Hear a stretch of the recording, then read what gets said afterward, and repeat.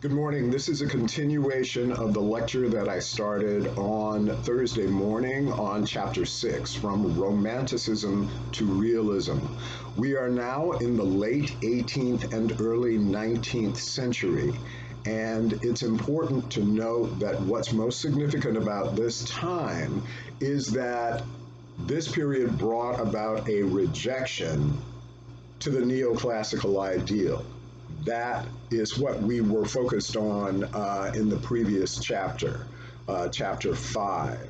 This neoclassical ideal had 6 principles that more or less defined acceptable drama.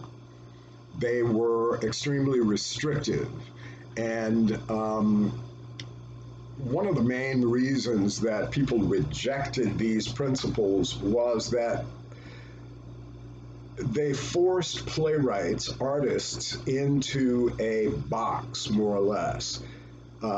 Your plays are only acceptable if they follow these rules.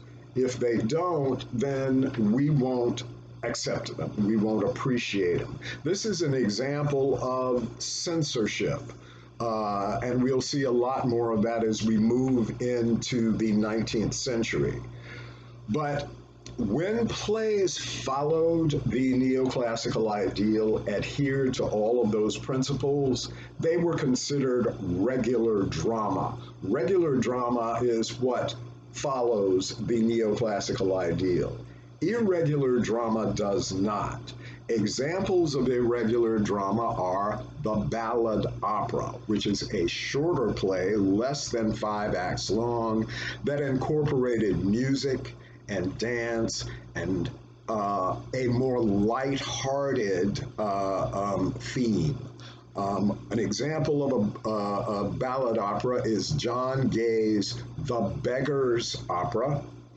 Also, Mozart's ballad opera, The Magic Flute, is an example of irregular drama. In addition to ballad operas, there were pantomimes, which featured the character of Harlequin, the clown. He is this is the evolution of the character Arlecchino from Commedia dell'arte. But Arlecchino was a very active physical clown who had a lot of slapstick, visual, humorous gags or things like that. It incorporated music, it incorporated dance, it went from one place to another, and plot lines were not clear, not divided or separated into one distinct plot. All of that is against the neoclassical ideal, so this was considered irregular drama. We are about to move into a period known as the Romantic period. The Romantic period signified a shift in thinking. Once again, a new attitude, a new outlook, a new understanding of the world. To summarize the Romantics' philosophy, the Romantics believed that God created the world out of himself. The beauty of the world is the work of God.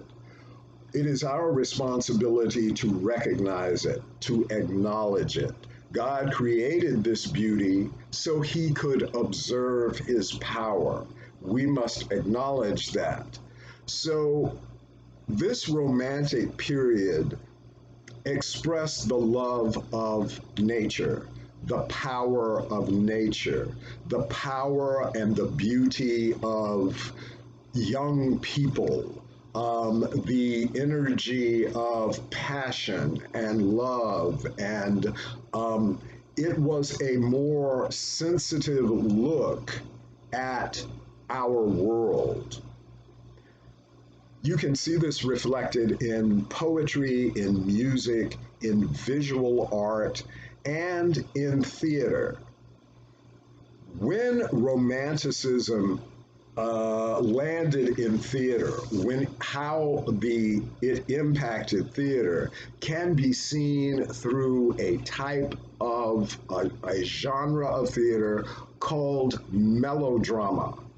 Melodrama, as you can from the name, had a large musical component, but also melodrama was sweeping, it was grand, it was broad, and it had at its heart, at the center of the story, a an honorable character, a good man, um, with a tragic flaw, as all good men have.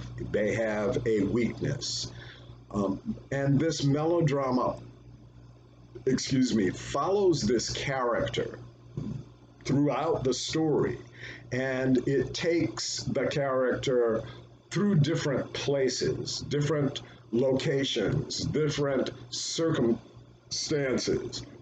But what's important is that the character maintains his goodness. He maintains that honorable quality. Forgive me my hiccups. But as I said, the story does not stay in one location. It moves from place to place. And the plot lines are not always one singular plot line. They break off, they splinter off, and go in other directions, bringing us back to that main character. But it's not just one plot. I use this to demonstrate the difference between melodrama and the plays that were considered regular drama. We've left those behind. The most popular melodrama is a melodrama based on The Count of Monte Cristo. And the writer's name just went out of my head. Why? Always happens to me in the middle of a lecture. I lose a playwright's name.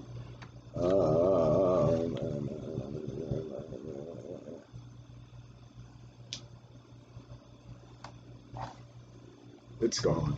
It's gone. I got to start over.